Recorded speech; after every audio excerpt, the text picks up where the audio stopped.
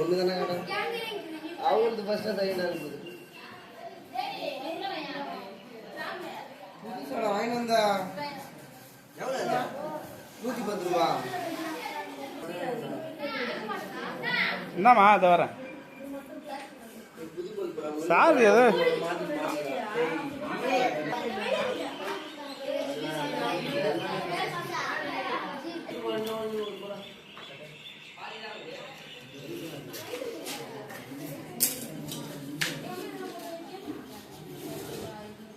திரும்பி பாரு. சூப்பர்.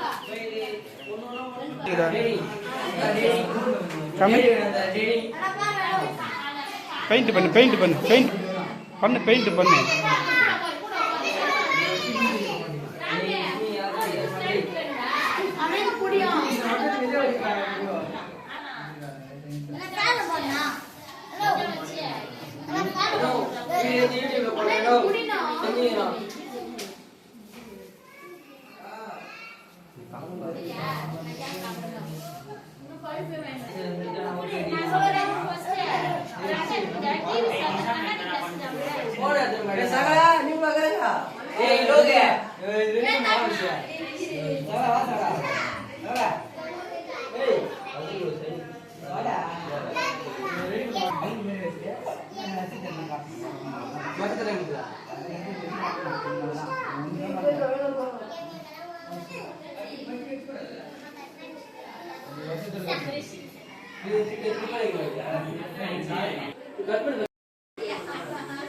இல்ல இல்ல குழந்தைங்கள தான் எடுக்கிறேன். உன்னை ஏமா எடுக்கிறேன்.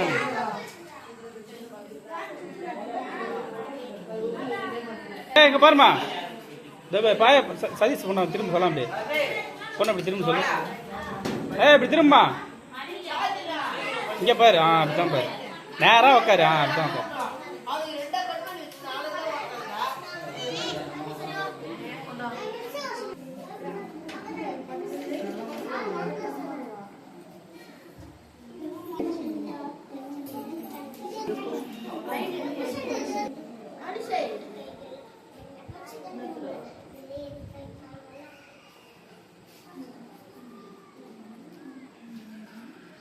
ஏன் நீ தான் வருயா?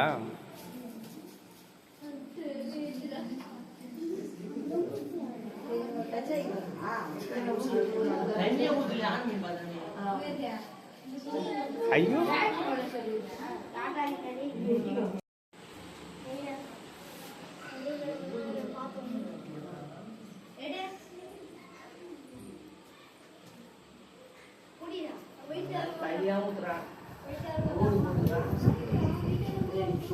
தள்ளு. இப்படி வா. இவன் ஜல்லி மிஷின் ஒன்று செஞ்சுருக்கலாம்டா நீ.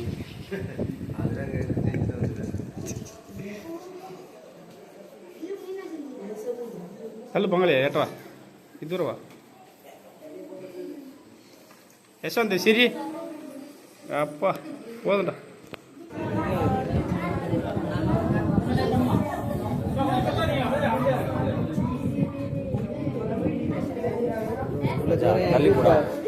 கீழே இருக்கிற பொருள் தெரியும் அவங்களுக்கு தெரியுங்களா?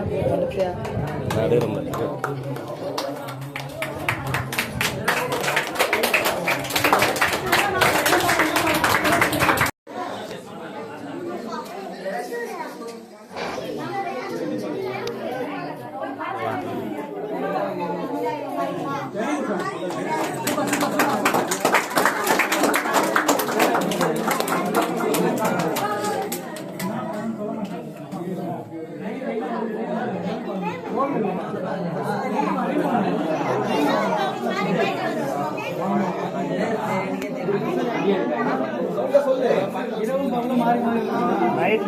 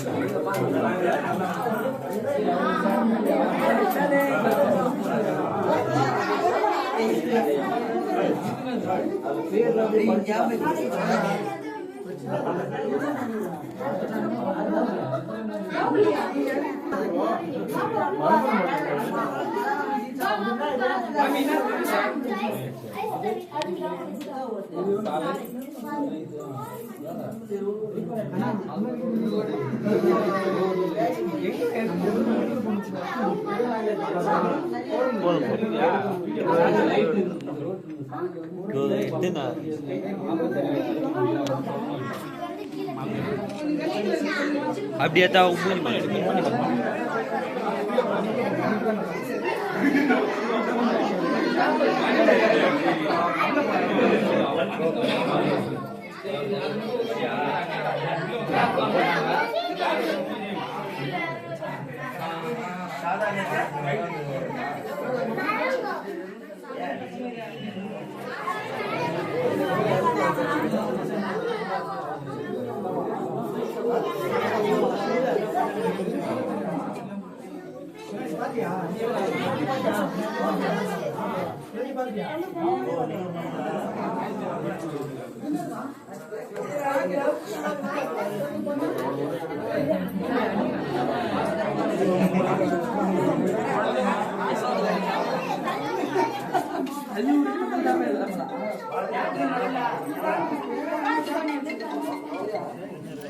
எனது பாராட்டுக்களை எல்லாம் தெரிவிக்கிறேன்.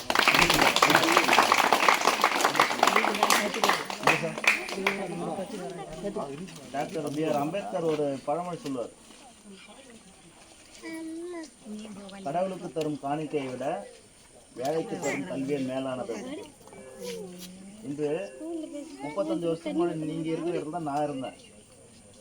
எனக்கும் உங்களை மாதிரி இது மாதிரி இருக்கிறவங்க நிறைய பேர் எங்களுக்கு கல்வி சொல்லி கொடுத்ததுனால தான் இன்றைக்கி நான் இந்த நிலைமைக்கு வந்திருக்கேன். அதுதான் இப்போ சார் சொன்ன மாதிரி நீங்களும் பண்ணணும் அடுத்த தலைமுறைக்கு அப்படின்றது. இப்போ நானும் என்னால் முடிஞ்ச வரைக்கும் கல்விக்காக மாணவர்களுக்கு என்னால் முடிஞ்ச விஷயமாக செஞ்சுட்ருக்கேன். நான் இன்னைக்கு வந்து பார்க்கும்போது நான் மற்றவங்களை வந்து இப்போ என் தவிர நினைக்க வேணாம். நம்ம நேரம் இந்த அறிவியல் கண்காட்சியை பார்க்கும்போது நிஜமாக ஒரு ஸ்கூலுக்குள்ளே போயிட்டு வந்த ஒரு அனுபவம் அது. ஏன்னா இது நீங்கள் ஒரு டியூஷன் சென்டரை சட்டமேதை அம்பேத்கருடைய படிப்பகம் அப்படின்றது இல்லாமல் ஒரு நிஜமான ஒரு பெரிய ஸ்கூலில் என்ன பண்ணியிருக்க முடியுமோ அந்த மாதிரி திறமையான மாணவர்கள் வந்து இந்த ஒவ்வொன்றும் வடித்து செஞ்சுருக்கீங்க சிறப்பு போல். அதற்கு மாணவ செல்வங்களுக்கு எனது மனமார்ந்த பாராட்டுக்களை தெரிவித்துக்கிறேன். ஏன்னா ஒரு ஸ்கூல்லே உங்களை இந்த அளவுக்கு தயார்படுத்துறது ரொம்ப கடினம். அதனால் அந்த ஈவினிங் வந்து அந்த ஈவினிங்கில் இந்த 100 நாட்களுக்குள்ளே உங்களோட திறமைகளை வெளிக்காட்டிருக்கீங்கன்னா இன்னும் பல நாட்கள் நீங்கள் படிக்கும்போது அது சொன்ன மாதிரி ஒவ்வொருத்தரும் ஒரு புதிய சகாப்தத்தை ஏற்படுத்த முடியும். ஏன்னா அங்கே பார்க்கும்போது சொல்லும்போதே பார்த்தீங்கன்னா 8th 9th 10th ஸ்டாண்டர்ட் லெவலுக்கு சின்ன 6th 7th திங்க் பண்ணுறீங்க.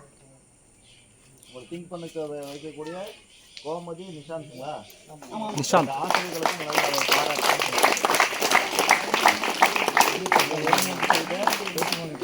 மனோஜ் மற்றும் குமரேசன் அவர்களுக்கும் எனது இந்த நேரத்தில் பாராட்டு. ஏன்னா நான் 20-30 வருஷம் பார்த்தீங்கன்னா என்னோடய ஃப்ரெண்ட்ஸுங்களாம் நம்ம மாம்பாக்கம் தான். இங்கே தான் நான் சின்ன வயசு ஃபுல்லாக வருவேன். என் ஃப்ரெண்டுங்க எல்லாமே இங்கே தான். ஆனால் அப்போது வந்து படிப்புடைய நிறைய தாக்கம் இல்லை. ஆனால் இன்றைக்கி உங்களுக்காக நம்ம இளைஞர்கள் மற்றும் தொழிலதிபர் மற்றும் ஊராட்சி மன்ற தலைவர் அனைவருமே வந்து உங்களை படிக்க வச்சு ஒரு நல்ல பொசிஷனை உருவாக்கணும்னு சொல்லிட்டு ஒரு தீவிரமான ஒரு முயற்சி எடுத்திருக்காங்க. இந்த முயற்சி வெற்றி பெற எனது வாழ்த்துக்கள். அது மட்டும் இல்லாமல் ப்ராக்டிகல் பண்ணியிருக்கீங்க, கேட்கும்போது தெளிவாக சொன்னீங்க. சரியா? இனி உங்கள் பள்ளியில் உங்களை ஒரு அறிவியல் கண்காட்சிக்கோ ஒரு கலை